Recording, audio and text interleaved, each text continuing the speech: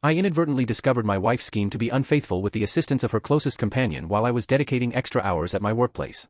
Consequently, I discreetly transferred all our accumulated wealth and initiated the dissolution of our marriage while she was pursuing her deceitful liaison. Firstly, some foundational information, as context is paramount and this community appreciates a detailed backstory. I am a 34-year-old male, employed in sales of industrial equipment. Picture conveyor systems, sophisticated packaging machinery, the essential, albeit unglamorous, components that sustain large-scale logistics operations. I've been affiliated with my current employer for 8 years, progressively advancing from an inside sales position to a regional management role. My wife, Sarah, a 31-year-old female, works part-time as a yoga instructor, supplementing her income with freelance graphic design projects when the inspiration strikes. We have been united in matrimony for 3 years, having been a couple for a total of 6. Our initial encounter was at a local brewery during a weekly quiz night. Her team secured the victory over mine because, apparently, my knowledge of early 2000s popular culture is severely lacking. A surprising revelation. We established a robust prenuptial agreement because I had witnessed numerous professional associates suffer severe financial setbacks through divorce proceedings, and Sarah was remarkably accommodating about the idea. She stated she understood the desire to safeguard the assets each of us possessed prior to the marriage. The ominous prelude. This is where the narrative becomes truly compelling. Sarah has been driving a 2019 vehicle that has been plagued by transmission malfunctions for several months. Not a total breakdown, but the sort of recurrent, unpredictable issues that leave you apprehensive about whether you'll need to summon an alternative mode of transport for your commute. She had been gently hinting at her desire for a newer, more dependable automobile. A reasonable request. I operate a company-provided utility vehicle, so I am spared the daily apprehension of questioning my car's reliability. Approximately 2 months ago, her preferences became more definite. She presented me with online listings for a certified pre-owned Subaru Outback. Nothing exorbitantly priced, around $28,000. The challenge was that we didn't have that substantial amount of liquid capital readily available, as we had been aggressively channeling funds toward repaying my educational debts and reducing the mortgage principal. However, I concluded that she deserved a reliable vehicle. She had been patient regarding our fiscal priorities, and I was in a position to undertake additional work to make it happen. So, I began accepting every available opportunity for overtime employment, weekend shifts, late evening conference calls, covering for vacationing colleagues. The sphere of industrial equipment is relentlessly active. When a production line fails at a food processing facility, they require immediate rectification or they incur enormous financial losses every hour. I was consistently logging 65 to 70-hour workweeks for about 8 consecutive weeks, meticulously allocating every supplementary dollar into what I internally designated the new vehicle fund. Sarah appeared to be supportive of my demanding schedule. She expressed gratitude for my strenuous efforts to procure something she desired. Her closest confidant, Monica, would frequently visit to keep her company when my work kept me late, which I perceived as a thoughtful gesture. Monica is divorced, employed by a burgeoning healthcare technology firm, and has always struck me as a generally pleasant person. They would indulge in their evening wine sessions, view their preferred entertainment programs, and engage in whatever activities individuals pursue when they are not resolving technical glitches in industrial scanning devices. The moment of truth. Now, here is where the revelation favored by the Reddit community unfolds. Last Tuesday, I concluded a site inspection ahead of schedule. It turned out the critical situation was merely a sensor requiring a simple cleaning operation, which took me 20 minutes instead of the anticipated 3 hours. I arrived at our residence around 7:30 p.m., significantly earlier than my customary 10 p.m. return, and detected voices emanating from the kitchen. Sarah and Monica were having what sounded like a typical conversation, so I planned to simply acquire an alcoholic beverage quietly and then announce my presence. That's when I overheard Monica remarking about the timing, followed by Sarah's reply that she needed to proceed with caution regarding the moment she executed her plan. Naturally, I initially assumed they were discussing some professional project or perhaps orchestrating a surprise celebratory event for someone's birthday. But then Sarah stated she had been contemplating it with increasing frequency, especially with my excessive dedication to overtime work, and that perhaps this presented the perfect window to explore other possibilities available to her. Monica expressed agreement. She mentioned that Sarah had been articulating this desire for weeks and that it was time to cease overanalyzing the situation. She felt Sarah deserved to investigate her potential alternatives and determine if there was a better fit for her emotional and personal requirements. Monica even volunteered to assist with the logistical planning. Apparently, she possessed certain connections that could streamline the entire undertaking. I was standing there thinking, that's an unusual choice of language for whatever initiative they are coordinating. Then Sarah uttered the sentence that sent a deep chill through me. She was expressing concern about the financial repercussions, but Monica emphasized that she could always revert to her current circumstances if the new pursuit did not materialize successfully. That I would likely be amenable to accepting her back because I am fundamentally too benevolent for my own good. Reddit, I have viewed a sufficient number of episodes of every television show focusing on marital infidelity on platforms such as Mark Narrations, Telltales, Marquee, and similar channels, to immediately recognize the nature of the discussion I was eavesdropping on. This was not about celebratory events or professional assignments. This was about my spouse formulating a plan to engage in extramarital relations and treating our lifelong commitment as an emergency fallback option. I very gingerly placed my beverage down and retreated to my truck. I remained seated there for approximately 10 minutes, attempting to comprehend the implications of what I had just heard. Then I drove aimlessly for another hour before returning home and behaving as if everything was completely normal. Sarah inquired about my workday. I responded vaguely and we retired for the evening as usual. The controlled response. The subsequent few days felt like a bizarre dream. Sarah continued to drop subtle clues about requiring some distance to clarify her personal feelings, about experiencing a sense of stagnation from being in the same familiar routine for too long. She casually posed questions like whether she thought two people could love each other but still feel the need to seek out other emotional or physical connections. Incredibly tactful, wouldn't you say, Reddit? Friday night, she finally summoned the courage to initiate the conversation. She stated she had been doing some deep introspection and felt that we had entered into marriage prematurely. We were 28 and 31, but I let that pass. And that perhaps she needed a period of temporary separation to ensure this commitment was truly what she desired. She confessed she loved me but was uncertain if she was still in love with me. All the classic cliches from the "I want to cheat but make it sound dignified" handbook. She suggested a temporary relocation to Monica's residence for a few weeks to gain some clarity, to truly contemplate her aspirations. And, she added, if we were destined to be together, we would eventually reconcile, correct? I directly asked her if there was another person involved. She adamantly denied it, of course. She claimed she would never commit such an act of betrayal. She simply required solitude to work through her personal complexities. Monica had extended an offer of temporary accommodation and perhaps they could take a short excursion to aid in her mental clearing process. So, I said, very well, if that is what she requires, I comprehend. I assured her I would continue with my employment, proceed with saving money, and grant her all the necessary freedom to resolve her personal turmoil. What I omitted to inform her was that I had already consulted a lawyer specializing in matrimonial law on Thursday morning. Sarah vacated the premises on Sunday, taking her clothing, her portable computer, some literature, the typical possessions for a short-term separation. She embraced me at the entryway and expressed hope that we could successfully resolve our differences. She maintained that this was not necessarily a definitive conclusion, merely a brief interlude to acquire personal insight. Monday morning, I proceeded to the financial institution and transferred all of our collective savings, including the $12,000 car fund I had been assiduously accumulating, into a new account exclusively in my name. Due to the stipulations of our prenuptial agreement, this action was entirely within my legal rights. Her name was not associated with my professional accounts in any case, and I left the joint transactional account untouched, aside from redirecting my automated payroll deposit. Tuesday, I had the necessary legal documentation for divorce formally prepared. Nothing vicious or accusatory, simply a straightforward annulment, citing irreconcilable differences as the basis.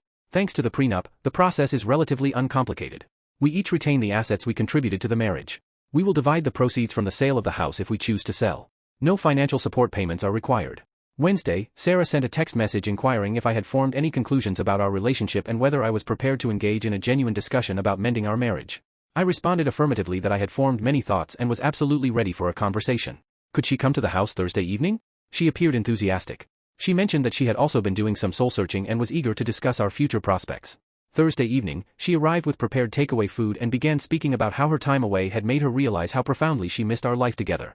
How perhaps she had been overthinking things, how sometimes you must step back to truly appreciate what you possess. That is when I presented her with the divorce papers. I have never witnessed a facial expression transition so rapidly. She shifted from nervous anticipation to confusion to unadulterated fury in approximately 15 seconds. She began demanding to know the meaning of this, whether this was some sort of cruel jest, why I was acting so dramatically about her need for a brief respite. I informed her that I knew precisely the nature of the respite she was seeking, and that I had made the choice to grant her permanent and complete freedom. She insisted on knowing what I was referring to. So, I clarified that I had overheard her conversation with Monica the previous Tuesday. Not the entirety of it, because, to be frank, I did not remain for the complete planning session, but sufficient information to fully grasp that she was making arrangements to be unfaithful and expected me to be here waiting like a loyal pet when she was finished exploring her available alternatives. The expression on her face conveyed everything I needed to confirm.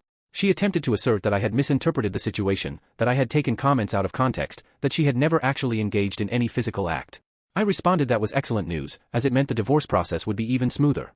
No complications related to infidelity, simply two individuals pursuing divergent paths. Then she inquired about the finances, whether she could access the savings account to secure her own independent accommodation, perhaps purchase a dependable vehicle since she would be beginning anew. I informed her that the savings account had been closed. The money I had earned through my extra work over the past 2 months was now held in an account inaccessible to her because, ironically, I had decided I was unwilling to finance her personal journey of exploration after all. That is when she became truly enraged. She claimed I was being domineering, that removing her access to money she was counting on constituted financial abuse. I gently reminded her that according to our prenuptial agreement, the income one generated was legally mine, and she had never actually contributed any funds to the car fund she had been planning to utilize for her independence tour. She departed around 9 p.m., taking her untouched food with her. Seeking counsel.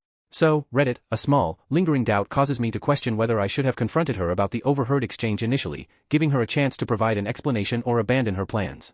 Perhaps I misunderstood the situation, and she was genuinely experiencing some kind of personal crisis that had no connection to infidelity. But truthfully, the more I reflect upon it, the more certain I am that I understood exactly what I believe I heard. I am not attempting to utterly ruin her life or leave her completely destitute. She possesses a source of income. She can reside with Monica, and she is a capable adult who can organize her own transportation and housing needs. I simply cannot rationalize why I should fund her quest for self-discovery when that journey apparently involves sampling other people's intimate company. But perhaps I am being unduly severe. Maybe I should have attempted to salvage the marriage. Kindly share your perspectives, Reddit. I have important decisions to make regarding the next phase of this situation. Update 1, Confirmation and Consequences. Well, Reddit, you certainly had plenty to say. And by plenty to say, I mean my inbox experienced a sudden flood of messages, comparable to a production line bottleneck during the busiest commercial season. The overwhelming majority of opinion seemed to agree that I was not the asshole, NTA, and that I should cease questioning my interpretation of what I had overheard.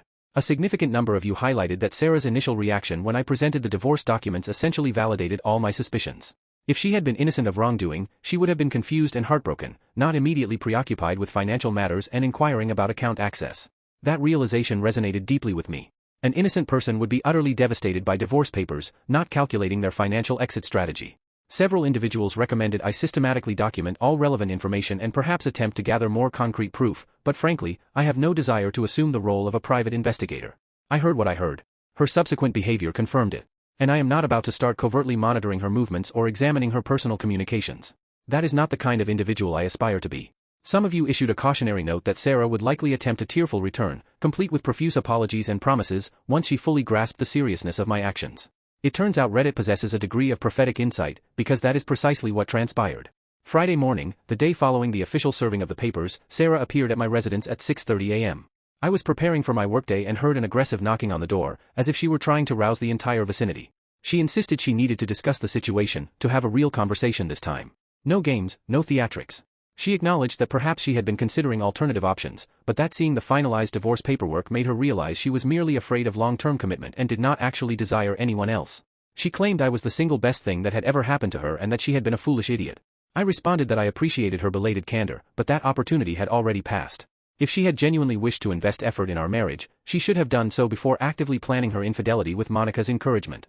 That is when the situation took an interesting turn. She asserted that Monica had been planting ideas in her mind about how she was settling and deserved to explore the possibilities awaiting her. That Monica was embittered by the failure of her own marriage and was displacing her negative emotions onto Sarah's relationship. That Sarah would never have actually proceeded with the plan if I hadn't immediately resorted to filing for divorce. I directly inquired, was there a specific individual she had been intending to explore with, or was this more of a general sampling expedition? She remained silent for a considerable duration, then confessed there was a man from her yoga studio who had been flirting with her for months. Nothing physical had occurred, but she had been dwelling on what it would be like. Monica had been actively encouraging her to find out, stating that life was brief and she shouldn't forever ponder, what if? So, there it was. Not just a hypothetical exploration, she had a defined individual target in mind. I thanked her for finally being completely truthful and stated that it altered nothing. She began weeping and inquired if we could attempt marital counseling, perhaps work through this ordeal together, arguing that discarding 6 years of history was irrational. But, Reddit, here's the point several of you raised that truly resonated with me: she was not apologetic that she had been formulating a plan to be unfaithful. She was apologetic that she got caught. If I hadn't inadvertently overheard the conversation, she would have executed her plan and expected me to be here waiting when she was finished sampling the merchandise. I told her I would consider it, primarily to persuade her to leave so I could attend my job, but my decision had already been made. The other incident that occurred over the weekend, and this is where some of your advice proved exceptionally useful, was that Sarah attempted to access our joint transactional account and discovered I had changed my automated payroll deposit. She telephoned me Saturday morning inquiring about it, and I explained that since we were pursuing a divorce, it was logical to completely separate our financial affairs. She became distressed and stated she needed funds for essential living expenses, as she could not survive solely on her yoga teaching income. I reminded her that according to the prenup, we were individually accountable for our own expenses during the separation process. She could increase her working hours, accept more graphic design commissions, or devise some alternative solution. Several of you had suggested I should be prepared for her to claim an inability to support herself and demand spousal support, so I was fully ready for that exchange. That proved to be sound advice. Monday morning, Monica called me. The first time we had spoken since this entire drama commenced. She wished to inform me that Sarah was genuinely struggling and that perhaps I was acting too harshly. She suggested Sarah had made a regrettable error but did not deserve to have her entire life dismantled over it. I asked Monica if she thought I deserved to have my entire life dismantled over Sarah's mistake. If she believed I should have simply financed Sarah's planned affair in silence and waited patiently for her to decide whether she wished to retain me or trade me in for a different model. Monica fell silent, then admitted she hadn't realized I'd overheard their discussion and that perhaps she had provided Sarah with poor counsel. I informed Monica that Sarah was a mature woman who made her own deliberate choices, and that if she was experiencing difficulty now, she could determine her own solutions. That I was no longer her fallback plan or her financial safety net. Monica attempted to argue that Sarah never actually went through with anything, that contemplating an action and executing it were distinct concepts. I pointed out that formulating a detailed plan and executing it were also distinct, but not by a significant margin. If I hadn't discovered her intentions, Sarah would have proceeded with her plan. The conversation concluded rather abruptly thereafter. So, Reddit, based on your guidance, I am maintaining my course of action. No discussions of reconciliation, no marital counseling, no, let's work through this together. I am proceeding with the divorce and allowing Sarah to manage her own life. The one subject several people inquired about was whether I felt any guilt regarding the timing, serving her the papers precisely when she was returning with the intent to reconcile. Honestly, no. She didn't return because she rediscovered her affection for me. She returned because whatever she thought she wanted didn't materialize successfully, and I represented the secure, familiar option. That is not genuine affection, that is mere expediency. The next update will likely occur after I receive further communication from my legal representative concerning the timeline and subsequent necessary actions. Thank you for all the reality checks, Reddit. Having external perspectives has been immensely helpful. Update 2, the escalation of desperation. Reddit, you magnificent, chaotic collective. Your advice continues to be unsettlingly accurate. Recall how some of you anticipated Sarah would intensify her efforts when she realized the diplomatic approach was unsuccessful? Well, you are about to see. Monday commenced normally enough, if anything about this entire situation can be characterized as normal. I was catching up on professional responsibilities that had been neglected during the domestic turmoil when I received a communication from my human resources department. Apparently, an unidentified party had contacted them, alleging I was enduring a complex divorce and might be emotionally unstable in the workplace.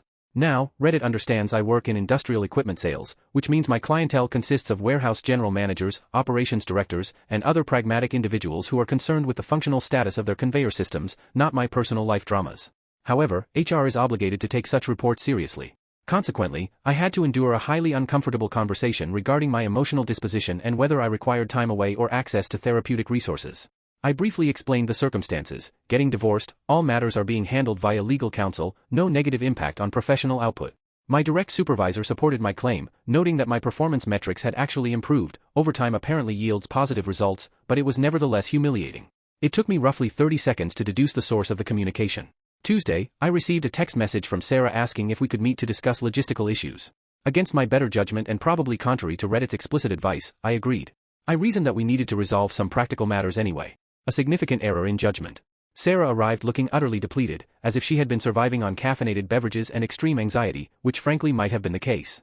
She started by apologizing profusely, claiming she was sorry about the HR incident, but she was in a state of absolute despair and did not know any other way to capture my attention. I informed her that contacting my employer was completely unacceptable behavior and asked her what logistical matters needed to be addressed that could not be communicated through our respective lawyers. That is when she delivered the shocking announcement. She claimed she was pregnant. Reddit, I will spare you the drawn-out suspense. After about 10 minutes of intense mental calculation and rapid evaluation, I realized the chronology simply did not align. We had not been sexually intimate since before she vacated the residence, and that was barely 3 weeks prior. Too soon for her to be certain, too early to exhibit noticeable physical changes, simply impossible for any of it to be true. It could have potentially been from much earlier, but I had not observed any physical changes that would suggest this. When I highlighted this discrepancy, she became defensive and claimed she had been feeling unwell for some time, but had not wished to burden me while I was working so many additional hours. She stated she had taken a test that very morning, and it was positive. I asked her if she would like us to visit a medical professional together to verify the news with a standardized examination, given that this was such crucial information that would fundamentally alter every aspect of our divorce proceedings. She responded that she was not mentally ready for that step yet, that she needed time to process the revelation, but she wanted me to be aware because it fundamentally changed everything, that we owed it to our unborn child to attempt to reconcile. I informed her that we would unequivocally require medical confirmation before making any significant choices, and that if she was indeed pregnant, we would establish co-parenting arrangements through the appropriate legal channels. Her expression immediately dropped. I believe she had anticipated I would instantaneously halt the divorce and rush back into reconciliation mode. Wednesday, I received a call from a telephone number I didn't recognize. It turned out to be the yoga studio gentleman, the one Sarah had admitted she had been planning to explore with. He wished to inform me that he had absolutely no awareness Sarah was married when she had been flirting with him, and that he had completely disengaged once he discovered the truth. Apparently, Sarah had told him we were separated and heading for divorce, but a mutual acquaintance had mentioned we were actually still legally married when Sarah started showing increased interest. He felt remorseful about the entire entanglement and wanted to set the record straight. I expressed my appreciation for the call and assured him he had committed no error. Sarah had misrepresented our marital status, and he had acted correctly by withdrawing once he knew the reality. But it confirmed a suspicion I had been harboring about Sarah's timeline. She had been systematically laying the groundwork with this individual for weeks, perhaps months. This was not an abrupt crisis of confidence in our marriage. Thursday, Sarah sent a text message inquiring if I had given any more thought to the alleged pregnancy and its implications for us. I replied that I was happy to discuss co-parenting arrangements once she had obtained medical verification. She immediately called me, distressed that I was being so unemotional about our potential offspring. I explained that I was not being unemotional, I was being sensible. That if she was actually expecting a child, we would address the situation responsibly, but I was not making any life-altering decisions based on a home pregnancy test and some vague physical symptoms. She terminated the call abruptly. Friday was the most astonishing day. I returned home from my professional commitments to discover Sarah's car parked in my driveway and Sarah seated on my front porch steps. She had been waiting for approximately an hour, apparently. She claimed she needed to tell me the absolute truth about everything, that she could not continue living with the deceit. So, I sat down and listened intently. It turns out the pregnancy claim was entirely fabricated. She had hoped it would compel me to reconsider the divorce, but she realized I was going to insist on medical proof, and the entire deception would collapse. The situation involving the yoga gentleman was real, but more extensive than she had originally confessed. They had been exchanging text messages for months, had met for coffee a few times, and she had been planning to sleep with him during her trial separation period. Monica had been actively encouraging the entire escapade, telling Sarah she deserved to see what else was available before committing permanently. However, when Sarah actually attempted to initiate a physical encounter, the yoga gentleman had retreated because he had discovered she was still legally married. That is when she realized her grand scheme was not going to unfold as she had envisioned. She stated that seeing the divorce documents had been a shocking realization, that she was about to destroy the best aspect of her life over a foolish fantasy, that she had been watching too many cinematic depictions and taking too much poor advice from Monica.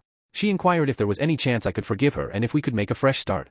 Reddit, I will be completely honest, witnessing her in such a state of despair was difficult. This was not the self-assured woman who had demanded space to explore her options. This was someone who had fully grasped they had obliterated their own life for absolutely no gain. But you know what? Several of you had cautioned me about this exact scenario, that she would return with tears and confessions once she faced the genuine consequences, that I should not allow temporary feelings of guilt to override the fundamental issue. She had been willing to betray me and expected me to be her contingency plan. I told her I appreciated the complete truthfulness, but it did not alter the situation. That she had made these calculated choices over months of deliberate planning, not in a single moment of emotional weakness. That the sole reason she was confessing now was because her plan had failed and she was confronting tangible repercussions. She inquired what she was supposed to do now, where she was supposed to go, how she was supposed to reconstruct her life. I responded that those were questions she should have asked herself before she decided to utterly destroy ours. She departed around 9 p.m. Has not attempted to contact me since. Monica, on the other hand, called me Saturday morning. Apparently, Sarah had been residing at her place and was in a very poor emotional condition. Monica inquired if I was satisfied with devastating Sarah's life or if I might consider showing some compassion. I informed Monica that Sarah had destroyed her own life and that I was simply choosing not to participate in the destruction. That if Monica was truly Sarah's friend, she should assist Sarah in figuring out how to move forward instead of attempting to manipulate me into rescuing her. Monica accused me of being utterly heartless. I responded that I was being pragmatic. The call was terminated shortly thereafter. So, Reddit, the divorce is proceeding. No more fake pregnancies or harassment in the workplace. And I am apparently the antagonist for refusing to accept the role of backup husband. Your guidance about remaining firm and not succumbing to manipulation tactics has been perfect. It has been tempting to feel guilty, especially seeing Sarah so genuinely distraught, but you were correct. She is not upset about hurting me. She is upset about the negative outcomes of her decisions. Thank you for maintaining my sanity throughout all of this, Reddit. Having your external perspective has been invaluable. Update 3, the final attempts. Reddit, remember my thought that things were beginning to settle? Yes, that was incredibly naive of me. Your collective foresight regarding Sarah not accepting defeat gracefully was once again disturbingly accurate. This past week delivered a masterclass demonstration of why you should never underestimate an individual's capacity for imaginative problem solving when they are backed into a corner. It began Monday when I received a call from my legal counsel. Sarah had formally filed a motion alleging I was concealing financial assets and requesting temporary financial support while the divorce was in process. According to her submission, I had abruptly transferred large sums of money out of shared accounts, rendering her unable to support herself. My lawyer was unconcerned. Our prenuptial agreement explicitly covers this exact situation, and I had complete documentation demonstrating the funds originated from my supplementary overtime work. However, it necessitated additional legal expenditures and further delays, which I am beginning to suspect was the true objective. Tuesday brought an intriguing development. I received a communication from my mortgage provider inquiring about my intentions regarding the residence. Apparently, someone had contacted them, claiming to represent both parties in the divorce, and inquiring about the procedures for one spouse to assume full responsibility for the home loan. That someone was not my lawyer. It turns out Sarah had telephoned them directly, identifying herself as Mrs. Thompson. She never adopted my surname, by the way, and asking about the processes for removing a spouse from the mortgage agreement. She had provided them with our legal case number, which she should not have possessed access to, and attempted to obtain details about refinancing possibilities. The mortgage company could not provide her with any confidential information without proper legal authorization, but they wished to verify with me that this was a legitimate inquiry. I had to explain that no, my wife was not authorized to make inquiries on my behalf. And yes, she was likely attempting to determine if she could somehow assert rights to the property despite the terms of our prenuptial agreement. Wednesday was when things became truly inventive. I returned home from my employment to find my neighbor waiting for me in her front garden. She is a retired educator, likely in her 70s, and has always been pleasant in that neighborly way where we exchange brief remarks about the weather and lawn maintenance, but do not truly know the intricate details of each other's lives. My neighbor wished to inform me that a young woman had visited that afternoon, asking questions about me. Had I been having loud disagreements recently? Did she ever observe other women entering and exiting my home? Was I the type of person who appeared controlling or aggressive? The young woman had identified herself as a social worker, conducting a routine investigation related to a domestic dispute. She had been extremely courteous and professional, but the neighbor had found the entire interaction peculiar, as she had never witnessed any indications of domestic issues. My neighbor is more perceptive than she appears, apparently. She had requested to see the social worker's identification and business cards, at which point the woman had become evasive and left quickly. The neighbor described the woman, and it sounded exactly like Monica. I thanked the neighbor profusely for the warning and immediately contacted my lawyer. He stated this was technically an act of harassment and we could file a formal complaint, but that it might be more beneficial to meticulously document everything and utilize it to demonstrate Sarah's questionable behavior if she attempted to claim I was acting unreasonably. Thursday, I chose to take preemptive action. I telephoned Monica directly. Monica attempted to feign innocence at first, claiming she had no idea what I was talking about. When I mentioned the neighbor's detailed description and the social worker pretense, Monica grew defensive and said she was merely trying to offer support to her friend. I informed Monica that impersonating a social worker was potentially a criminal offense and that contacting my workplace, my mortgage lender, and my neighbors constituted harassment. That if she truly wanted to assist Sarah, she should encourage Sarah to concentrate on moving forward instead of attempting to sabotage the divorce process. Monica accused me of being delusional and that she had done nothing wrong, that Sarah was struggling and simply trying to understand her legal possibilities. I pointed out that Sarah had a lawyer for understanding legal options and that sneaking around interrogating neighbors about domestic violence was not a legal strategy. It was pure desperation. Monica hung up the phone on me. Friday brought the final act of the week's drama. I was working late, genuinely this time. We had a packaging line crisis at a food processing facility, and returned home around 10 p.m. to find my front entrance slightly ajar. Reddit, I have watched a sufficient number of true crime documentaries to know you absolutely do not just walk into a house with an open door. I contacted the authorities from my truck and waited for their arrival. Officers arrived and conducted a search of the residence. No indications of forced entry, nothing appeared to be missing that they could immediately observe, but I discovered something noteworthy, a set of house keys resting on my kitchen counter. It turned out they were Sarah's keys to the residence. She had apparently granted herself entry, looked around, and deliberately left the keys behind. No handwritten note, no explanation, just the keys. The officers inquired if I wished to file a formal report. I said, not this time, but I wanted it formally recorded that Sarah had been inside the property without explicit permission and had returned her access keys.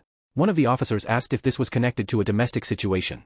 I provided her with the concise version of events. The officer remarked that they witnessed this kind of behavior more frequently than people realize, that divorces can elicit behavior in individuals that surprises everyone, including the individuals themselves. She strongly suggested I change the security locks and consider installing a surveillance camera simply to protect myself if the situation were to escalate further. Saturday morning, I replaced all the security locks. I spent the entire afternoon setting up a basic camera system at the front entrance, something to record all individuals who approach and depart. Monday morning brought a communication from my lawyer with both positive and negative news. The positive news, Sarah's motion for spousal support was rejected.